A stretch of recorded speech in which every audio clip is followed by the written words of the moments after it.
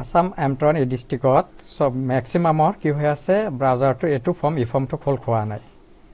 internal server error দেখাই আছে বা 404 এৰৰ দেখাই আছে এইটো কি হৈ আছে আপোনালোকক মই এতিয়া দেখুৱাই দিম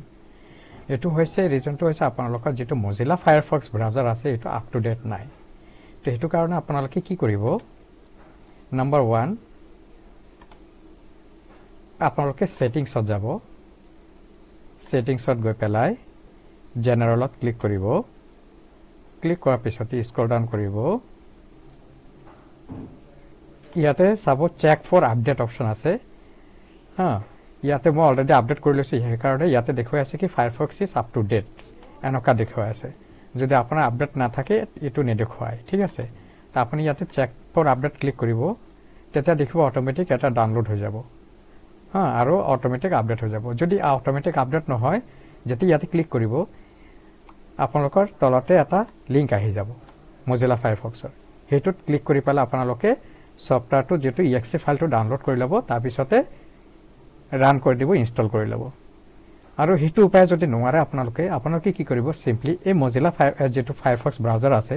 এটো আপোনালোকে কন্ট্ৰোল পেনেলত গৈ পেলা আনইনষ্টল কৰি লব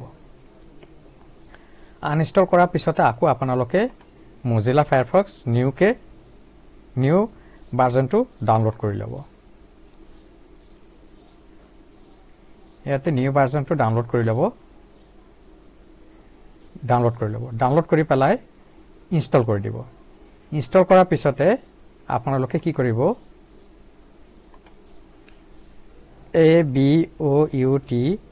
about:config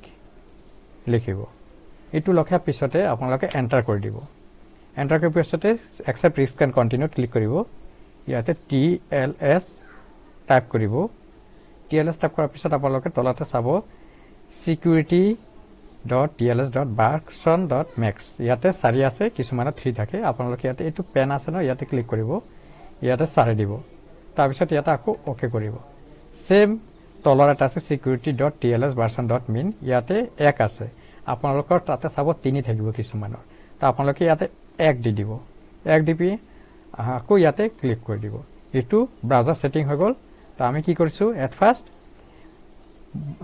মজিলা ফায়াৰফক্স ব্ৰাউজাৰ ওপেন কৰিছো চেক ফৰ আপডেট কৰিছো ইয়াতে আপডেট কৰি দিছো যদি আপডেট ইয়াতে আমি আপডেট কৰিব নোৱাৰা হৈছো বা প্ৰবলেম পাই আছো আমি কি কৰিম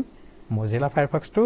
ডাইৰেক্ট আনইনষ্টল কৰি দিম নিউ ভাৰ্জনটো ডাউনলোড কৰি লম ইনষ্টল কৰি লম তাৰ পিছতে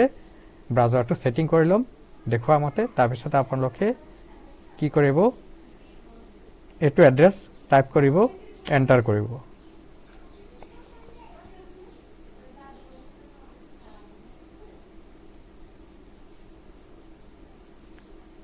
দেখিছেনে আপোনালোকৰ ফৰ্মখন খোল খাই গল এটা আপোনাৰ ইমেইল এড্ৰেছ দিব ইউজাৰ নেম স্ক্ৰিন নেম দিব